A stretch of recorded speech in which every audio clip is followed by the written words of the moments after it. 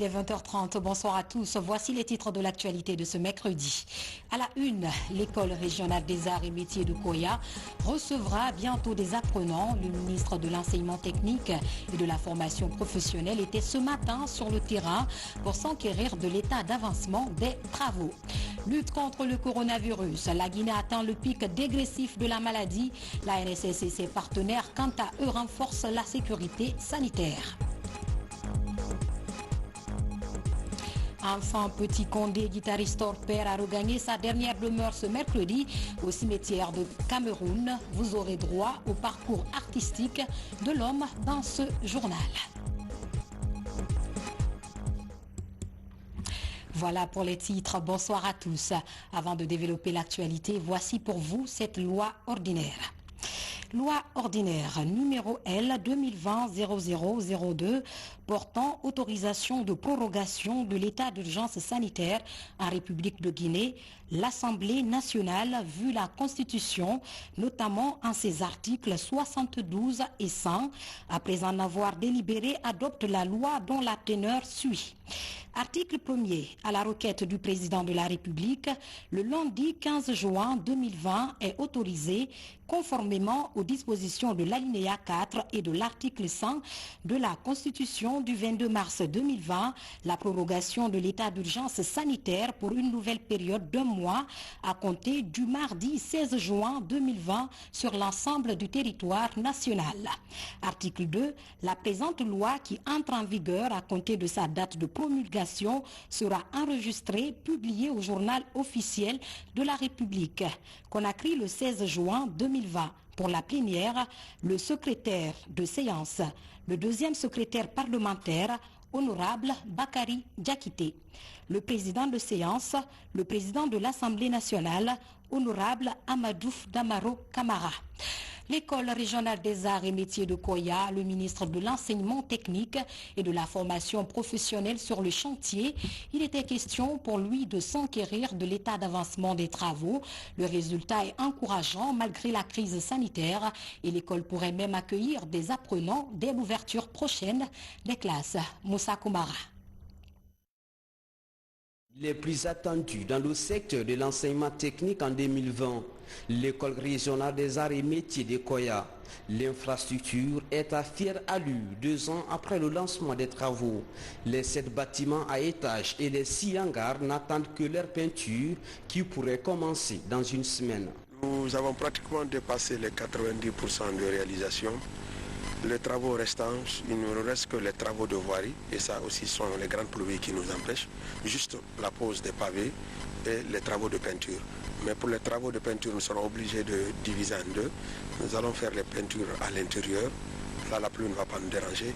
Et dès après le passage des grandes pluies, on continue avec l'extérieur des bâtiments. En attendant, les travaux des voiries, des châteaux d'eau, des forages et de construction des bâtiments annexes qui n'étaient pas prévus dans le contrat sont en cours. Sur le site, les ouvrages déjà exécutés sont rassurants et le ministre de la formation professionnelle motive les ouvriers. Pour notre dernière visite, vraiment le chantier n'était pas encore avancé. Il faut se dire la vérité. Mais au jour d'aujourd'hui, vraiment, les tôles déjà sont terminées, le pépissage est fini, à l'intérieur aussi presque tout est fini.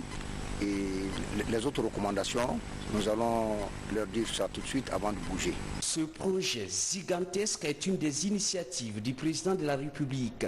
La Banque islamique de développement assure le financement de la construction à 95% et l'achat des équipements. Au-delà de la construction, il y a l'équipement.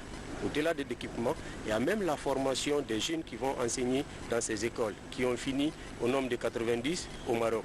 Au-delà de ceci, il y a tout ce qui est l'évaluation d'impact, la collaboration avec les miniers et l'ensemble des partenaires. Donc nous avons près de 12 autres volets qui sont pris en compte dans le cadre du projet. Donc c'est carrément un projet intégré et nous sommes en train de dérouler. Pour ce qui reste et qui est très urgent effectivement, ce sont ces équipements. On attendra la partie bid pour les anneaux et octroyer le marché et être livré dans les 3 mois qui vont suivre la notification. Bâti sur une superficie superficie de 5 hectares, ce chantier ECOR sera l'un des plus beaux fleurons du système éducatif. L'enseignement technique va connaître une révolution en termes de contenu et de qualité de la formation. De nouvelles filières comme l'ébénisterie, la mécanique poids lourd, le carrelage, la peinture et la charpenterie feront leur apparition dans le programme pour mettre fin à l'inadéquation entre formation et l'emploi. Journée mondiale de la désertification pour conscientiser l'opinion sur l'avancée de la sécheresse. Cette journée est célébrée tous les 17 juin depuis 1994.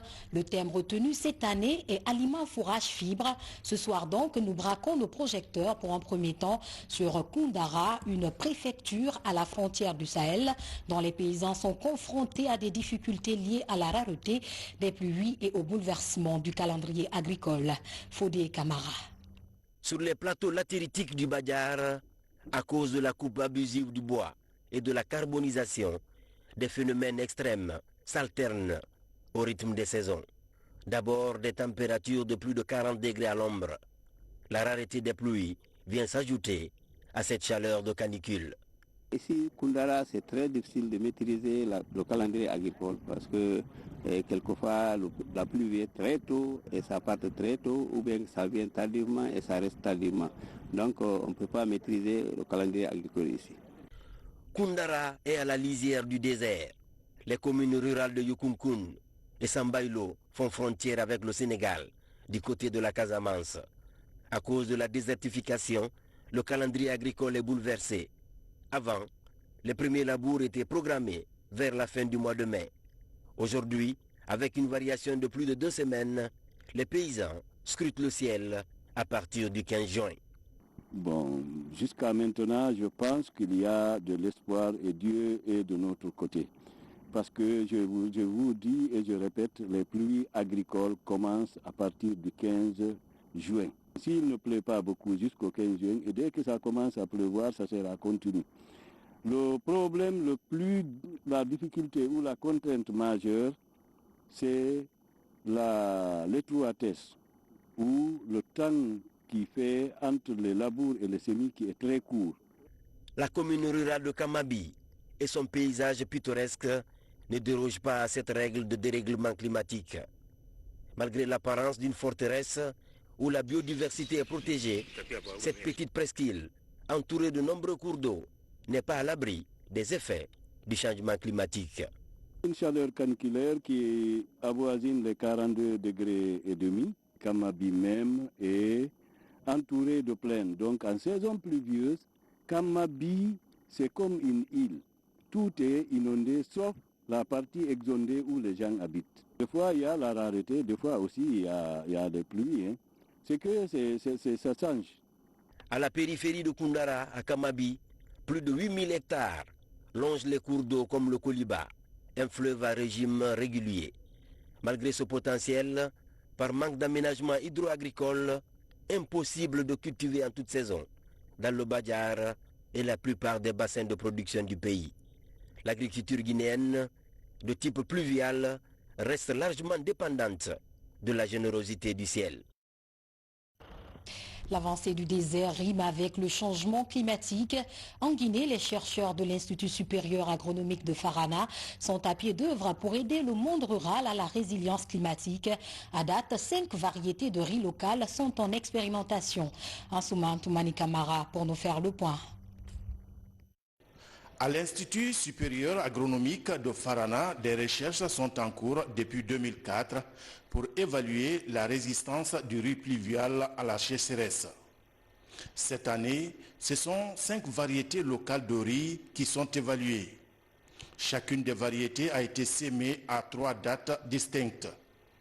L'objectif est de connaître la meilleure date de semis de ces variétés dans la région de Farana qui subit déjà les effets du changement climatique. Avec nos étudiants et nos chercheurs, faire des essais de ce genre et organiser des journées portes ouvertes. Inviter ces paysans pour qu'ils viennent voir et pour qu'ils puissent s'approprier de la technologie. C'est en ce moment qu'on va les expliquer qu'est-ce qu'on a fait du début jusqu'à la fin. L'objectif, c'est de récolter beaucoup plus sur des petites superficies pour sédentariser les paysans, afin qu'ils cessent de découper, de déboiser. Dans ces recherches, plusieurs paramètres sont étudiés pour identifier la variété de riz local qui s'adapte mieux au déficit hydrique. Nous nous basons sur des paramètres morphologiques et des paramètres liés au rendement. Précisément, nous prenons la hauteur des plants, le nombre de tales par plant et le nombre de tales fertiles, ainsi que le poids de 1000 grains. Nous prenons aussi le rendement. Voilà, une date qui est la date normale, une date intermédiaire et une date tardive. La date tardive, c'est la date du 4 août. Donc la variété, les rendements obtenus au niveau de la date la plus tardive, comparé au rendement obtenu avec la date normale, permet de savoir quelle est la variété qui résiste le mieux à la sécheresse. 12 étudiants, dont 3 filles en agronomie, sont initiés à ces travaux de recherche sur la résistance des variétés locales de riz à la sécheresse. Avec cette recherche scientifique, on a maintenant des connaissances en tête, même par ici maintenant, après la formation, on pourra vraiment instruire, presque éduquer la population rurale, afin de pouvoir avoir des connaissances sur les techniques de culture, sur des petites superficies, afin d'avoir de grands rendements. Cette station de météo aide ces chercheurs de l'Institut de Farana dans la maîtrise des phénomènes climatiques. Déjà, les données des premières recherches sont capitalisées et servent aujourd'hui de repère pour le monde rural dans la culture des variétés améliorées de riz, notamment le Nerica. Et puis violation des mesures barrières dans certains quartiers de Conakry. C'est le cas du site Texas situé au débarcadère de Dabondi. Ce site est devenu aujourd'hui un véritable temple de consommation de la drogue. D'après les autorités locales, les dispositions nécessaires seront prises. Commandant Morikaba. À l'heure du Covid-19, Conakry est sous couvre-feu, ce qui veut dire que tous les lieux de réjouissance sont fermés afin de limiter la propagation de la maladie à coronavirus. Cependant, ici à Texas, un débarcadère de Dabondi, au dire des populations riveraines, la vie est à 100 à l'heure toutes les nuits. Drogue, boissons alcoolisées, prostitution sont à ciel ouvert. Toutes choses qui ont poussé les autorités locales à demander l'intervention des services de sécurité dans le but de stopper ces travers sociaux et favoriser le respect des mesures barrières contre le Covid-19. Il y a le chef de port qui m'a demandé à faire venir les femmes fumeuses à la devanture ici, parce que c'est le port. Je l'ai dit ok, parce que les femmes fumeuses, ils ont une importance pour nous. Maintenant, quand j'ai vu que ça a débordé, c'est ainsi que maintenant, j'ai dit il y a un littoral du bord de la mer qui sont habités par des fumeurs de sabre indien, des débauches. Je voudrais qu'on déguerpisse le lieu. Ça me ferait plaisir. Suite à beaucoup de plaintes de la population de Dabondi et environnant, on a fait une descente. On a saisi là donc, vous voyez, plus de 10 kilos de chanvre indien, la boisson alcoolisée, de tout ça. Le lieu, vraiment, ça conçut vraiment un danger pour la population. Parce que d'abord, nous sommes à un moment où il y a une maladie qui est en train de ravager le monde. On a interpellé une vingtaine de personnes. Devenu dangereux pour la sécurité des citoyens riverains et ne respectant pas les mesures barrières, le site dénommé Texas va être démoli. Les autorités du ministère en charge de la sécurité ont invité les locataires du lieu à quitter volontairement les jours qui suivent. Nous avons cru devoir quand même venir sur les lieux pour d'abord donner des instructions aux élus locaux, leur donner un temps pour qu'ils puissent assainir les lieux, procéder à un déguerpissement sensible pour un premier temps. Et d'ici vendredi, si les instructions qui sont répercutées ne sont pas suivies à la lettre, alors que les services de sécurité, sur notre impulsion, nous viendrons encore pour procéder vraiment à un dégagement. À tous les habitants de ce lieu, les autorités vous donnent 2 semaines pour quitter librement les lieux, faute de quoi vous serez tous déguerpis.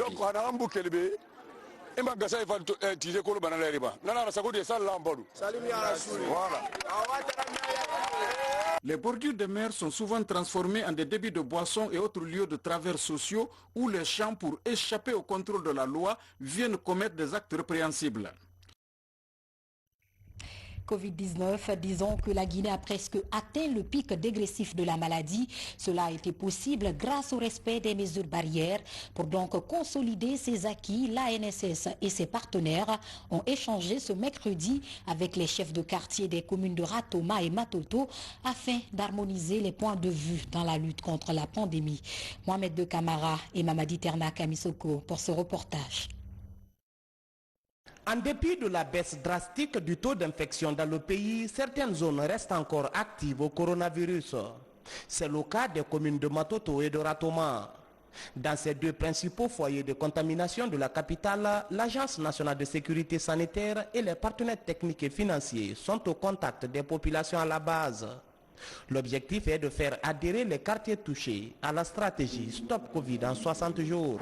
Après 3 mois d'intervention, et avec des résultats que nous avons eus dans la commune de Kaloum et dans Dixine, notamment dans Kamayen, avec l'engagement communautaire que nous avons expérimenté, nous nous sommes dit qu'il faut étendre cela à 20 quartiers les plus touchés de la ville de Conakry, et avec une forte implication des élus locaux et de la population pour que nous puissions finir avec la maladie en 60 jours en recherchant tous les cas perdus de vue, et en les dotant, en faisant leur prise en charge, mais aussi en les soutenant sur le plan alimentaire, afin que les contacts acceptent d'être confinés pendant 14 jours pour se soumettre aux tests de prélèvement à temps.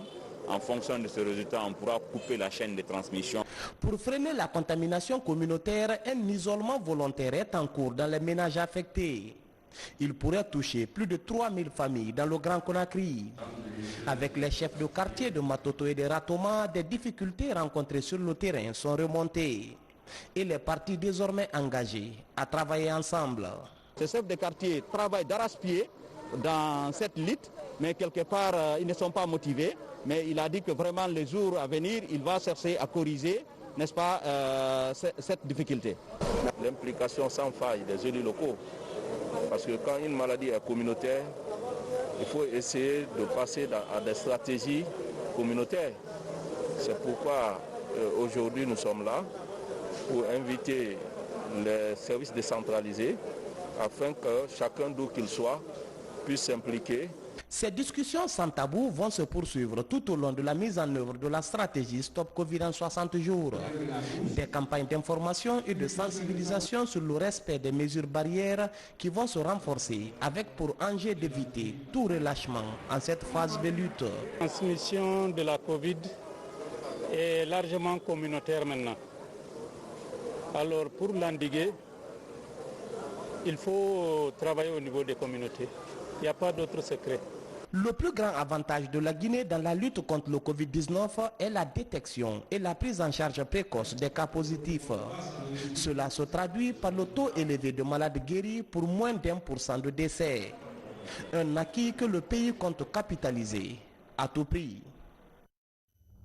Dans le même ordre d'idée, la SAG offre des équipements aux structures sanitaires de Kankan et Sigiri, une façon pour elles de briser la chaîne de contamination de la maladie. Hadja Adama Madasouba. Plus de 2 milliards de francs guinéens d'investissement, c'est le montant décaissé par la SAG pour l'achat d'équipements sanitaires destinés aux structures hospitalières de Kankan et de Sigiri afin d'aider le gouvernement dans sa bataille contre le coronavirus. Cet apport en équipement et matériel médico-sanitaire d'une valeur de 2 milliards 499 526 200 entre dans le cadre d'une assistance dynamique de notre société pour soutenir les communautés et le gouvernement guinéen à travers le ministère de la Santé et l'ANSS.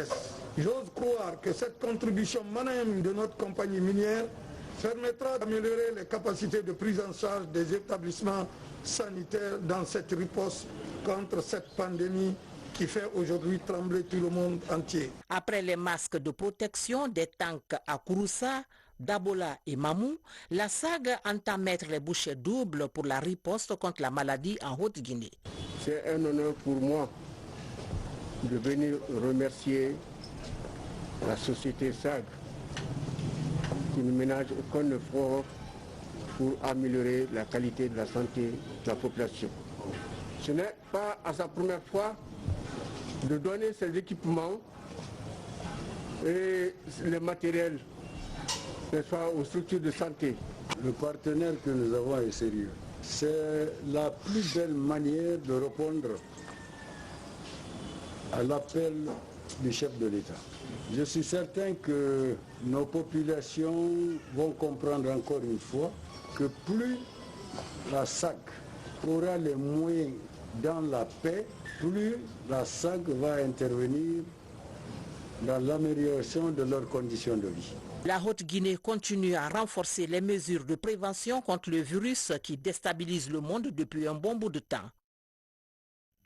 En région forestière, la riposte contre le coronavirus mobilise de plus en plus les partenaires du système des Nations Unies. Azer et Corée, le PNUD a fait un don symbolique aux personnes vulnérables en cette période de crise sanitaire. C'est un compte-rendu de nos correspondants basés en région forestière. Lancé Kamisoko, Mohamed Lamine Diallo, Mohamed Saleh Oupaye. C'est un don symbolique du programme des Nations Unies pour le développement PNUD à travers la direction préfectorale de l'action sociale, de la promotion féminine et de l'enfance. Ces kits d'hygiène pour la protection contre le Covid-19, composés de seaux, de savon, de bavettes, de gel et de chlore, sont destinés aux personnes vulnérables de la commune urbaine de Zérékoré. Les personnes vulnérables qui sont aujourd'hui les plus touchées et les plus exposées par cette pandémie. Donc c'est le moment et le lieu de remercier ce donateur. Nos remerciements à PNUD d'avoir pensé à nos personnes vulnérables. Ce don vise à minimiser le risque de contagion de la maladie dans la commune urbaine. Il s'inscrit dans le cadre de la préoccupation du président de la République à barrer la route au Covid-19. Le PNUD et tous les systèmes des Nations Unies sont au chevet de l'État guinéen pour booster cette maladie hors de notre frontière, en apportant des aides financières, mais aussi des aides matérielles. Chaque jour qui se passe, il y a des aides qui pleuvent au niveau de l'Agence nationale de sécurité sanitaire, grâce à la promotion, mais aussi à l'intervention des systèmes des Nations Unies. La crise sanitaire de la pandémie du Covid-19 survenue le 12 mars 2020 touche tous les secteurs socio-économiques de la Guinée. C'est la raison de la conjugaison des efforts de tous à s'engager activement dans la riposte à cette pandémie. Dans l'actualité encore, le ministre des Pêches a présidé la remise officielle d'infrastructures de pêche aux fumeuses de poissons du quartier Teminetaï dans Kaloum. L'initiative vise à lutter contre les pertes post-capture dans la pêche artisanale et aussi améliorer les conditions de travail des actrices de la pêche. Guénéen Sané a pris part à la cérémonie. Suivez. Il s'agit de la mise à la disposition des fumeuses de poissons de Temenetaï, d'un centre de traitement de poissons et d'un hangar de fumage de poissons. Ces endroits complètement dégradés depuis quelques mois viennent d'être réhabilités pour améliorer les conditions de travail des femmes de ce débarcadère de Conakry.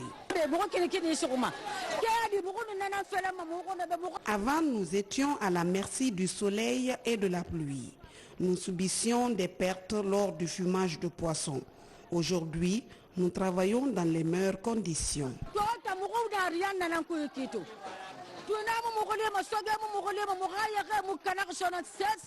Le travail a consisté en quoi?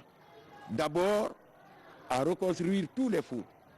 Les fours étaient en ciment, mais nous avons enlevé les briques en ciment, nous avons mis les briques à latérite cuite. Deuxièmement, nous avons refait les murs du hangar. Nous avons changé toutes les tôles du hangar. Nous avons bétonné l'intérieur du hangar. Nous avons construit 5 fours de 40 foyers. Et chaque four contient 4. Pour éviter la frustration, nous avons pensé qu'il faut reconstruire un autre hangar, un abri, pour les permettre aussi de travailler sous la pluie, à l'abri de la pluie et du soleil.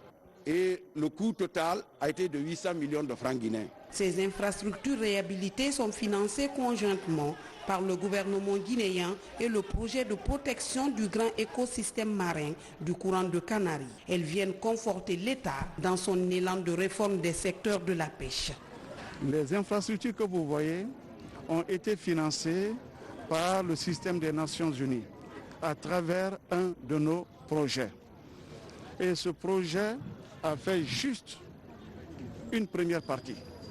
Une première partie qui va recevoir une centaine de femmes. Mais plus loin, du côté du camp Samori, il est prévu de faire un remblai de 11 000 mètres carrés pour recevoir les femmes qui ont été déguerpies du côté du petit bateau, les femmes qui ont été déguerpies du côté de Temineta, de l'autre côté vers l'hôtel Noum, pour que ces femmes aient un lieu de travail propice. Ici, dans ce débarcadère de Temenetaï, une autre infrastructure de pêche attend son inauguration. Page noire dans cette édition, cela fait 3 jours que le peuple de Guinée est affligé par la perte de Petit Condé, guitariste émérite ayant fait ses preuves dans le monde culturel guinéen. Ce mercredi, l'artiste a regagné sa dernière demeure au cimetière de Cameroun, mais avant sa dépouille mortelle a été exposé à l'hôpital Ignace Dine afin de lui rendre un dernier hommage. Djamon Kaba était présent sur les lieux.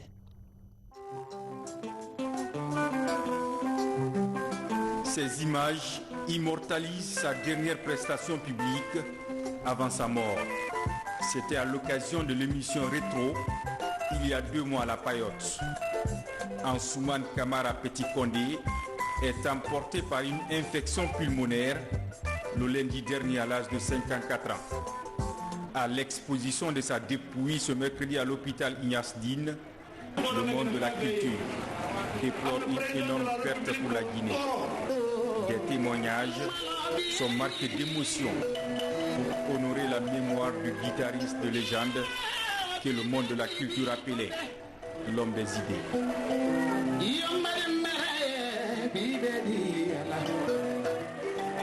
Maintenant de perdre un monument de la culture, un monument de la musique guinéenne. Moi j'ai connu Petit Condé à Kankan quand j'étais à l'université, dans l'ensemble, les héritiers de Sorikanga. Je l'ai connu, je l'ai approché parce que j'avais un ami, le grand frère de Sekouba, qu'on appelait Maka Kouyaté, qui est décédé, paix et salut sur lui.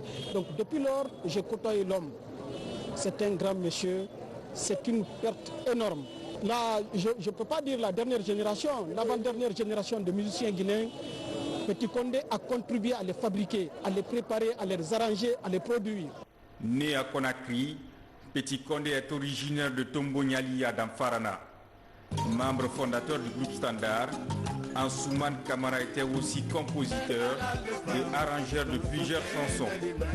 Depuis 1990, son style dans toute sa beauté et sa diversité a fait école parmi les plus jeunes générations de la musique africaine. Sa disparition tragique provoque un choc chez les hommes de culture. C'était mon frère, mon maître. On a travaillé ensemble dans tous les albums. C'est quelqu'un qui était bien, qui a formé beaucoup de choses et qui a contribué pour la culture guinéenne. Je ne sais pas, à part, comme on appelle Sekou Bembeya, sur le plan de la pratique de guitare, s'il y a aujourd'hui un Guinéen vivant qui était plus que Petit Condé, je ne pense pas. Donc il est une ancienne gloire. Depuis 1978 jusqu'à maintenant, c'est beaucoup d'années. Donc il a participé effectivement à la défense des droits des artistes. À travers son parcours, Ansoumane Kamara Petit Condé laisse un héritage à perpétuer dans les groupes standards, Atlantique Mélodie et les héritiers de Soli Kanja Kouyaté. Avant de regagner sa dernière demeure, la famille artistique et culturelle a rendu un vivant hommage à cette virtuose. Il repose désormais au cimetière de Cameroun en laissant derrière lui une fille de 16 ans et une veuve inconsolable. Et puis disons qu'Ansoumane Kamara fut un géant de la musique guinéenne. Il assistait de façon active et polyvalente tous les orchestres de Conakry entre les années 1978 et 2005. Nous vous invitons à suivre le parcours musical de l'homme avec Makeme Donzo.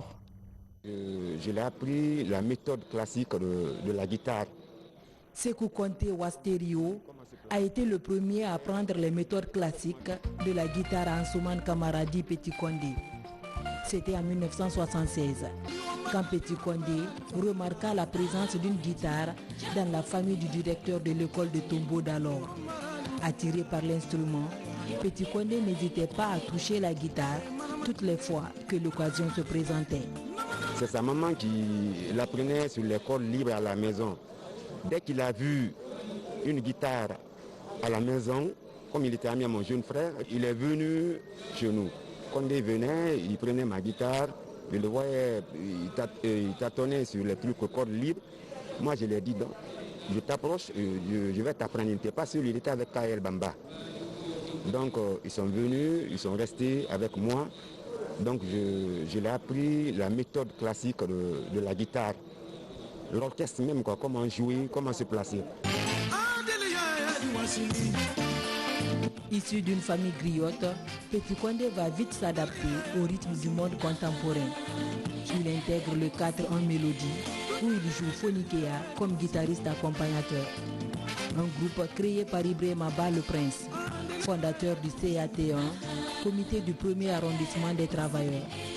Au fil du temps, Petit Condé se perfectionne et fait sa grande apparition avec les héritiers de Sori Kandia Kouyaté, comme guitariste, soliste et arrangeur, avant la création du groupe Standard en 1993. À chaque fois que les groupes étrangers venaient pour jouer, ils étaient obligés de venir avec l'ensemble de leurs musiciens. Bon, cela coûtait beaucoup sur les promoteurs. Donc avec l'agence Conakry Magawi, Stokera et BD, Ressali Asila, ils ont mis en place un groupe Standard. Donc lui personnellement il a piloté. C'est ce groupe Standard qui est resté, s'est pérennisé et en accompagnant toutes les vedettes guinéennes et étrangères. Grâce à l'expertise de Petit Condé, le groupe émerge et devient un pont entre la nouvelle et l'ancienne génération. Donner un souffle nouveau à la musique guinéenne était l'un des soucis majeurs du défunt. Pour pérenniser ses œuvres, ses collaborateurs promettent de continuer son projet. Le groupe Standard, on est là, Inch'Allah. C'est à nous maintenant de prendre le flambeau que Condé a laissé. Nous sommes obligés vraiment de se battre pour que le groupe là continue, pour que la continuité là, pour que ça soit assuré. Petit Condé, il est le pont entre la nouvelle et l'ancienne génération. Et il y a beaucoup de musiciens de Kebendo, de l'Atlantique Mélodie, de Oria Band qui sont restés chez eux. Petit Condé a regroupé tous ces musiciens. Il y avait plus de 15 ou 20 chanteurs dans le groupe. Donc chaque soir, tous ces chanteurs-là avaient 2 ou 3 titres à jouer. Donc il y avait un projet d'album dans ce cadre. Pour la relève, on y a pensé parce qu'il y a le groupe Standard Junior.